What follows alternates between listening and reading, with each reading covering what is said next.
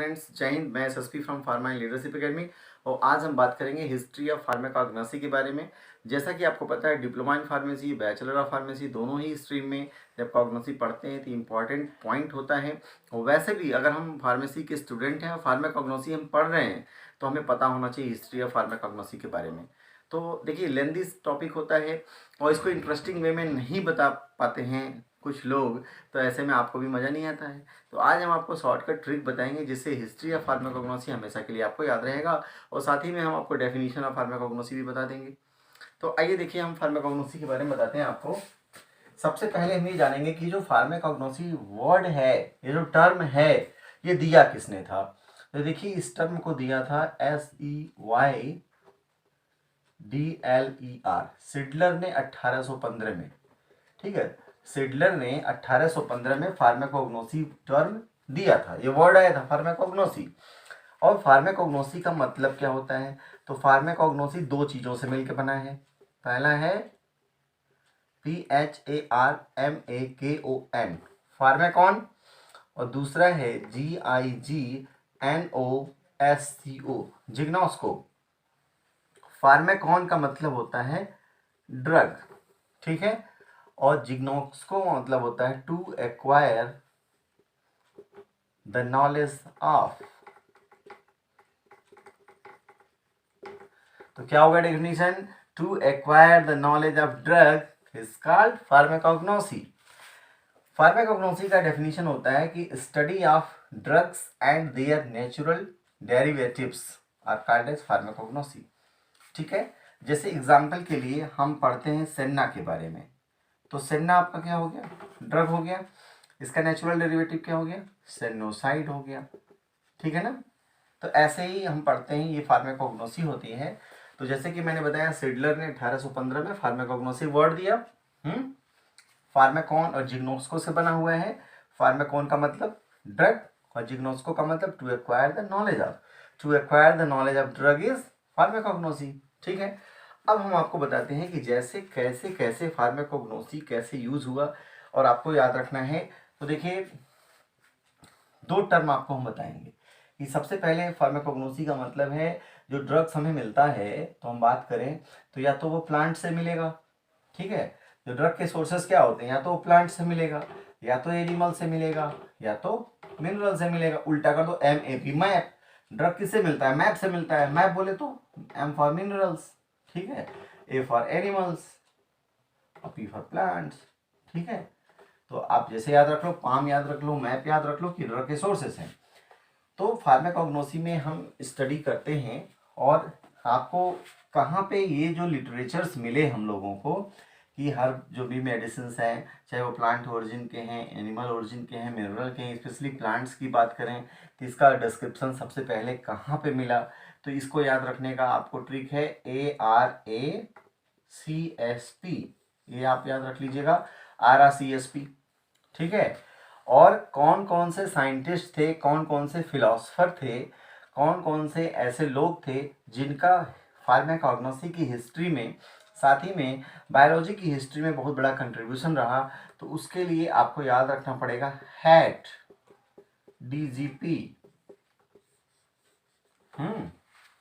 क्या ट्रिक हो गया? RACSP और हैट DGP। तो अब इसका मतलब हम आपको बता दें। देखिए, अब A जो है डिस्क्रिप्शन है, तो A फॉर हम बात करते हैं आयुर्वेद की। ठीक है, आयुर्वेदा। R फॉर देखिए लिखते हैं ऋग्वेद। ठीक है, A for Atharvaveda. C for Charak Samhita. S for Sushruta Samhita. P for क्या होगा? पेपायरस इबर्स। पेपायरस इबर्स ये भी डॉक्यूमेंट है।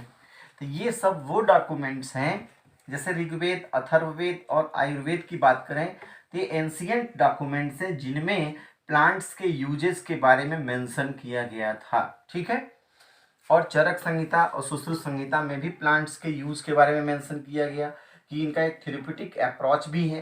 पेपायरस इबर्स एक डॉक्यूमेंट है जहां पे प्लांट के थेरेप्यूटिक यूज के बारे में मेंशन किया गया है।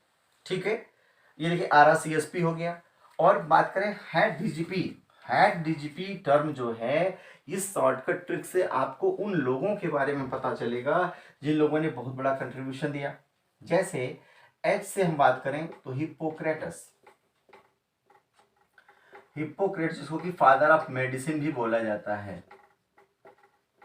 तो इन्होंने जो प्लांट्स और एनिमल्स के यूज के बारे में बताया कि कैसे हम ठीक है यूज करते हैं, थेरेप्यूटिक अप्रोच क्या है।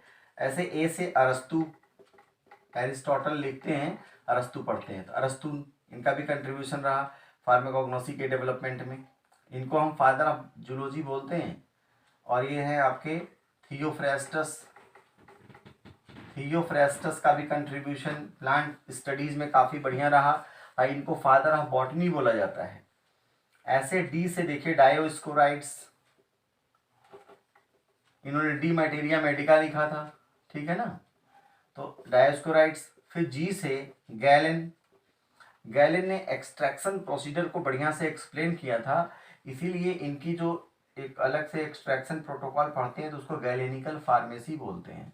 ठीक है, और पी से प्लिनी। ठीक है, तो ये वो लोग कंट्रीब्यूटर्स थे जिन्होंने फार्माकोग्नोसी के डेवलपमेंट के लिए, या फिर यूँ कह सकते हैं कि बायोलॉजी, बॉटनी यानी प्लांट के स्टडीज़ में, एनिमल के स्टडीज़ में काफ़ी बड़ा रोल प्ले किया था। तो एज ए अगर हम स्टूडेंट की बात करें तो अगर आपसे पूछा जाए हिस्ट्री ऑफ फार्माकोग्नोसी, ठीक है, तो अगर आप शुरुआत ये करते हैं, अब लिखना कैसे वो मैं बता रहे हैं। आपने ये लिखा कि सिडलर in 1815 Sidler has given the term pharmacognosy and the meaning of pharmacognosy is pharmacon and gignosco. Pharmacon means drug and gignosco means to acquire the knowledge of. So acquire the knowledge of drug is pharmacognosy. ठीक है, या study of crude drugs and their derivative is pharmacognosy.